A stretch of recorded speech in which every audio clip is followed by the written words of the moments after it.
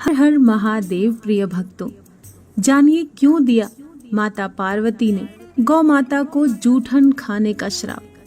तीज का दिन था और माता पार्वती ने तीज का व्रत रखा था।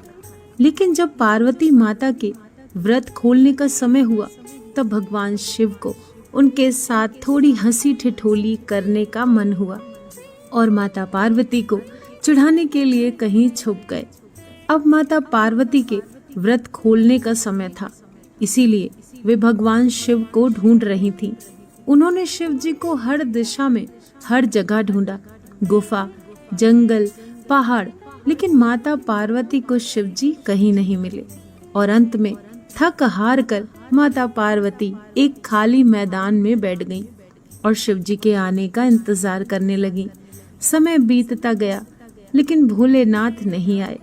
फिर माता पार्वती ने सोचा कि भगवान शिव तो समग्र सृष्टि के नाथ हैं, उन्हें कहाँ क्या हो रहा है सब पता होता है और ऐसे में वे पार्वती माँ को पूजा करते हुए भी जरूर देख लेंगे और अपने आप ही प्रकट हो जाएंगे।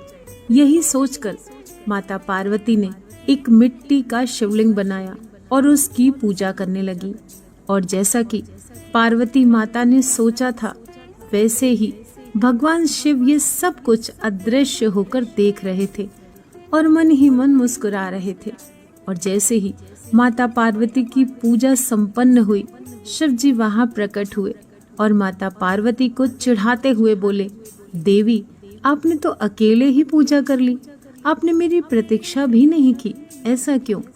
तब पार्वती जी ने कहा, हे प्रभु, मैंने तो आपका बहुत इंतजार किया, लेकिन सूर्यास्त हो चुका था और रात होने वाली थी, इसीलिए मैंने शिवलिंग बनाकर आपकी पूजा कर ली और अपना व्रत संपूर्ण किया। ये बात सुनकर शिव जी ने फिर ठिठोली करते हुए कहा, मैं तुम्हारी बात पर कैसे विश्वास कर लूं? क्या इस बात का कोई साक्ष्य है? तब माता पार्वती ने थोड़ी दूर एक गाय को खड़े हुए देखा तो माता पार्वती ने कहा, ये गाय मेरी पूजा की साक्षी है, आप इन्हीं से पूछ लीजिए। लेकिन वह गाय भी भोलेनाथ की ये हंसी ठिठोली के बारे में जानती थी, जिसकी वजह से जब शिवजी ने उन्हें माता पार्वती की पूजा के बारे में पूछा तब गाय ने ना में सर हिलाया और शिवजी ने हंसते हुए उनसे कहा कि वह बस उनसे थोड़ी हंसी ठिठोली कर रहे थे और वे सच जानते हैं। लेकिन अपने पति के सामने झूठ कहलाने का कलंक माता पार्वती को सहन न हुआ और उन्होंने गाय को श्राप देते हुए कहा, जिस तरह आज तूने झूठ बोला है इस तरह अब तुझे जूठन ही खानी पड़ेगी। भले न तुझे अच्छे से अच्छा भोजन क्यों न मिले, लेकिन तू जूठन के पीछे भागेगी।